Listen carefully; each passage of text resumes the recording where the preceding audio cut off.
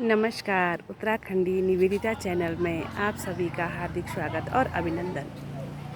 मेरे बड़ों को मेरा सादर प्रणाम और छोटों को प्यार भरा आशीर्वाद। मोरल स्टोरी की श्रृंखला को आगे बढ़ाते हुए आज की कहानी। एक बारी एक फैमिली होती है, गांव में रहती है। फैमिली में पिता, माता, उनके 2 पुत्र होते हैं।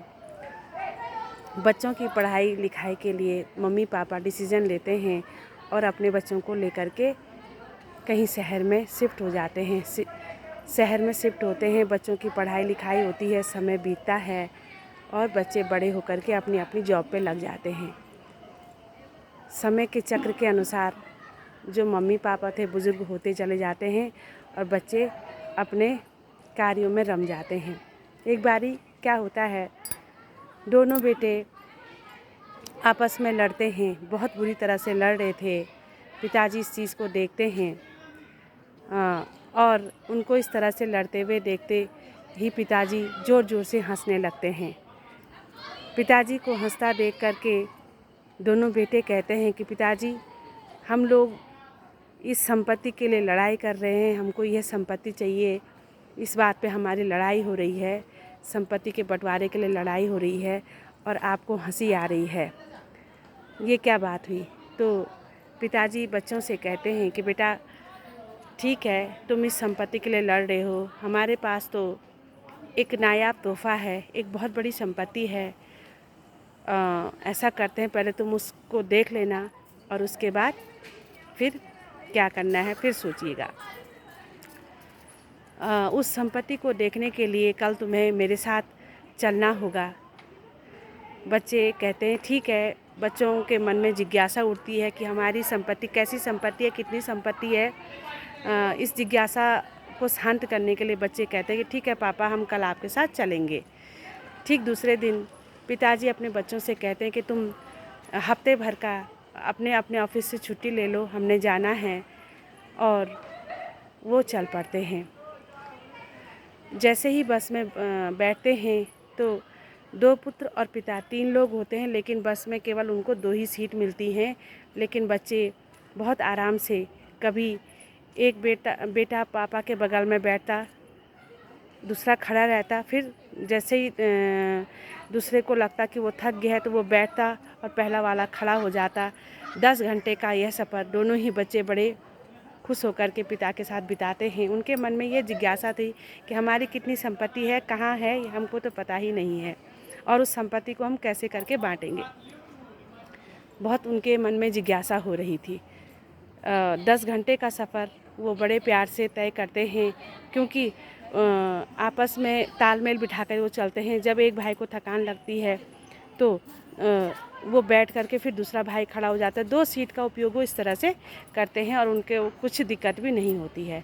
10 घंटे बाद जब वो अपने गांव में पहुंचते हैं, कुछ पैदल रास्ता तय करके गांव में पहुंचते हैं, तो दूर से उनको एक घर दिखाई देता है। पिताजी बताते हैं कि यह हमारी हवेली है। दूर से वह हवेली बहुत सुंदर लग रही थी। बच्चे भी बहुत खुश होते हैं कि वास्तव में यह हमारी हवेली है, बहुत सुंदर दिख रही थी। लेकिन जैसे जैसे वो हवेली के पास जाते हैं, हवेली उनको खंडर लगने लगती है। बहुत लंबा समय हो गया था, हवेली की कोई देखभाल, कोई रंग रोगन नहीं हुआ था।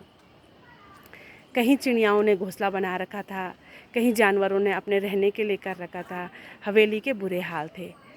जैसे ही पिताजी गेट पे पहुंचते हैं हवेली के, तो हवेली के गेट पर बैठ कर के रोने लगते हैं।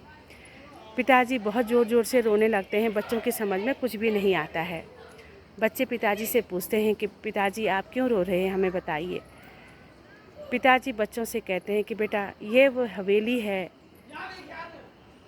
जहाँ की मेरा बचपन बीता है। हम भी 2 भाई हैं और दोनों भाई यहीं इसी हवेली में पले बड़े हुए हैं। लेकिन समय ने करवट ली और इसी हवेली के कारण हम दोनों भाइयों में लड़ाई हो गई।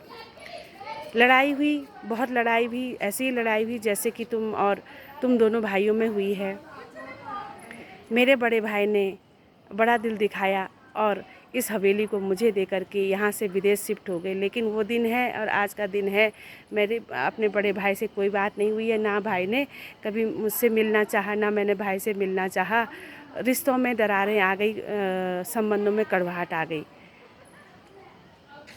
छोटी सी बात है बेटा, मैं तुम्हें यही समझाना चाह रहा हूँ, यही बताना चाह रहा हूँ कि ये जो हमारी संपत्ति होती है वो हम बढ़ा घटा सकते हैं। आज कोई चीज़ है, कल नहीं है, कल और उसका दुगनी संपत्ति इकट्ठे कर सकते हैं, लेकिन रिश्ते इकट्ठे करना, रिश्ते संजो के रखना अपने में एक बड़ी बात है।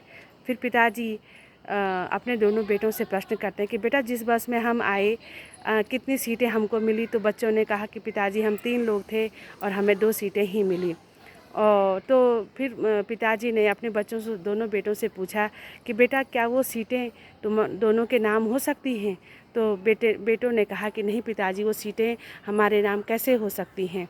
तो पिताजी ने बच्चों को बताया कि बेटा उसी तरह से ये संपत्ति भी स्थायी नहीं है कि जो हम अपने नाम करके और ये चिरकाल के लिए हमारी हो जाएगी। नहीं, आज मेरी है, कल किसी और की होगी, कल परसों किसी और की होगी।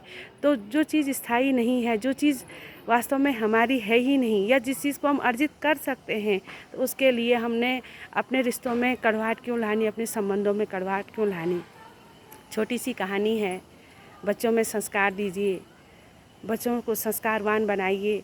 ये ना हो कि कल संपत्ति के लिए हमारे बच्चे आपस में वाद विवाद करते रहें।